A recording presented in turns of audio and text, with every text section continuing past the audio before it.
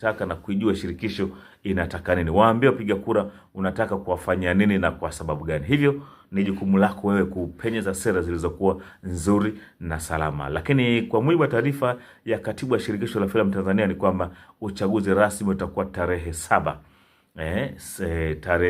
Tarehe 8, yani ulipaswa uwe tarehe 7, lakini kwa sababu tu ya sikukuu ya ile ya Eid el-Adha ama Eid el-Hajj, basi badala kutoka zile siku za sikukuu, uchaguzi utakuwa siku ya tarehe 8. Lakini amesema kwamba uchaguzi una ushirikiano na baraka kubwa kabisa ya serikali, hususan kupitia bodi ya filamu Tanzania ambayo iko chini ya Wizara ya Habari, Utamaduni, Sanaa na Michezo.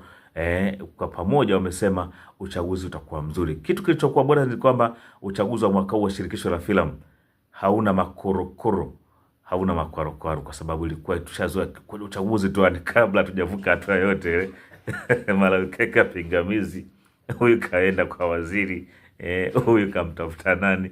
Yalikuwa ni mazogo ambayo kimsingi yalikuwa hayana maana. Lakini kwa kujitambua kwa viongozi wa shirikisho la filamu, kujitambua kwa management, lakini pia na wadau wa tasnia ya filamu, lakini pia kufanya vizuri kwa namna moja ama nyingine kati ya rais na management yake, kumechagiza uwepo wa amani na utulivu katika uchaguzi huu wa shirikisho la filamu. Sisi kama sekeseke kama timu ile ya Jukwaa la Sanaa tunasema kwa tutakuwa nao siku hiyo ya uchaguzi mwanzo mwisho. Lakini niseme kwamba nitawaalika wagombea wote siku ya Jumamosi kipindi cha wiki ijayo kuja kuzungumza kitu kuhusiana na kile ambacho anakwenda kukigombea. Hatuna la ziada, tuseme kwamba tunawatakia maandalizi mema na mipango salama na njia nzuri za kunadi sera zao kwa wapiga kura. Bwana, tuachane na hilo jambo, twende kwanza Kimara Temboni kwa mtumishi wa Mungu ambako kuhana Mwanaji Musa Richard Mwacha akiwa ni mdhamini mkuu wa kipindi hiki.